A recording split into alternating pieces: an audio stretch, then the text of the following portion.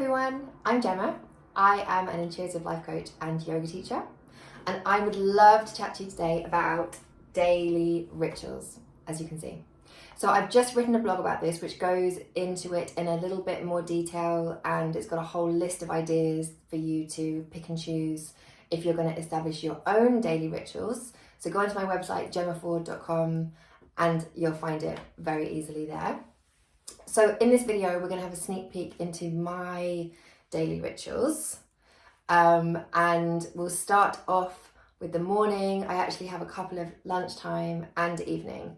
So first of all, before we go into it, a disclaimer. Obviously, I've been learning about this, teaching about this and practicing daily rituals, daily spiritual practices, healthy habits, whatever you want to call it, for years and years. I think I did my yoga teacher training. Oh my goodness, so long ago now. Oh, I don't even want to say how long ago, but really long time. So I've been practicing this for ages, but that does not mean that every single day since I was 25 or 26, when I did my yoga training and I sort of started to learn about a daily practice, that I have done a perfect hour or 2 hours or whatever. My life has changed and I've had ups and downs, and the practices have been there to support me at times. It's definitely not something, it's not a stick to beat yourself with, basically. So if you're listening to this and it sounds interesting, but it's not quite the right time for you to set this up, that's absolutely fine. If you're in survival mode and you're feeling really up against it, for example, when I was getting divorced, I had no daily ritual. I was getting through the day, I was just getting through the day. And if that's where you are, power to you, that's great. You're doing a great job. These are here to support you when it's right for you and in a way that feels good to you. It does require a bit of discipline, but once you get into the habit of it, it becomes a lot easier. So let's just dive straight in. So right now, my daily rituals, there's quite a lot of them because we're in lockdown in February 2021 in the UK. So they are really supporting me and they're giving my day structure, and they are kind of, it's almost like they're feeding me. The daily rituals are feeding me in these various ways. Mentally, emotionally, they feed me, physically and spiritually. And what's so nice about them, what's kind of different about the daily rituals or spiritual practices or whatever you want to call them, is that we're so kind of caught up with activity in our lives, activity to make stuff happen, activity in our work, activity to, in our homes, whatever it might be, to move forward towards a goal. And these rituals or practices are activities to feed us and support us and nurture us and give us energy and help us to feel vibrant and all those good things. So there's a slightly different approach to just kind of actively being busy in our day-to-day. So my daily rituals, giving you an example, I start the day at 6:30, and between 6:30 and 7 I focus on the mental, emotional and spiritual practices, and I have a whole list that I choose from. So I use my intuition to help guide me which practices are going to be right for me today. So I'll give you a few examples. Meditation, tapping, affirmations, visualisations, breath work. There's loads. And obviously I've been doing this, as I said, for years, so I've got a whole list of tools that I know how to use.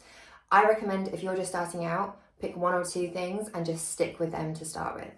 So that's how I spend the first half an hour of my day. I then move on and spend the next hour or half an hour or hour doing physical movement. So that can be, again, a choice of things, and it usually depends on what I feel like that day. So it can be yoga, Pilates, running, walking, fitness, HIIT, strengthening, squats, whatever you like.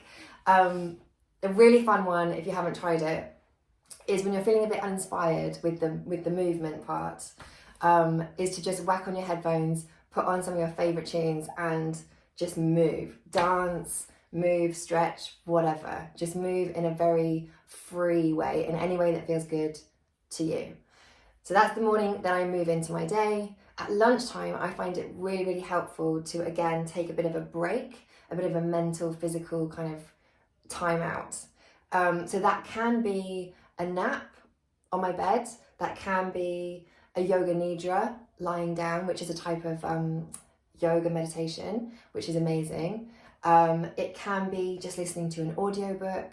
It can be, you know, just having that time. I create time for myself in the middle of the day to really create space physically, mentally, emotionally. And then when I move into the second half of my day, I feel energized, I feel fresh. It's almost like I've got a kind of another day that I'm starting. I don't feel drained, and it actually works really, really well for me.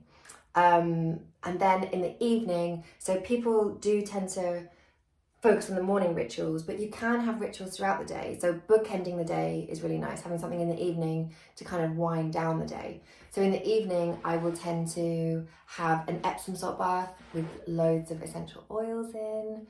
Or for example, I might lie on my acupressure mat for 25 minutes, which is amazing. If you don't know about it, look into it, they're great.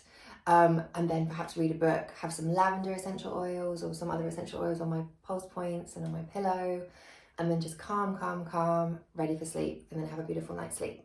So you can see that the rituals are there to support me. They support how I feel. They're there to support my energy levels. They're there to keep me filled up. Which when we do activities that are, you know, when I'm doing activities that are working towards my business, which I love and I'm passionate about, it's a slightly different, that's me expending energy towards something.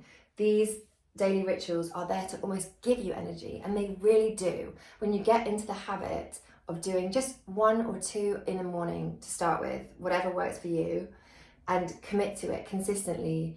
I do weekdays also. I sometimes do weekends, but I don't commit to weekends. So I do weekdays, this is my ritual.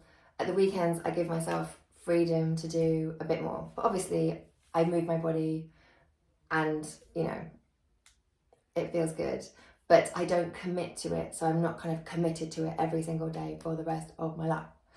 So here's a bit of structure for you, a few ideas about what I do, and take what works for you, implement it into your life, create energy to create that feeling of just nourishing yourself, giving yourself what you need, so that when you step into the other parts of your day, when you're giving, when you're, you know, as a parent or in your job or as a partner or as a friend, that you've really filled yourself up to start with, in order that you're giving from a place of abundance rather than from feeling empty. So I hope that's been helpful, and I'm sending you so much love. Mwah.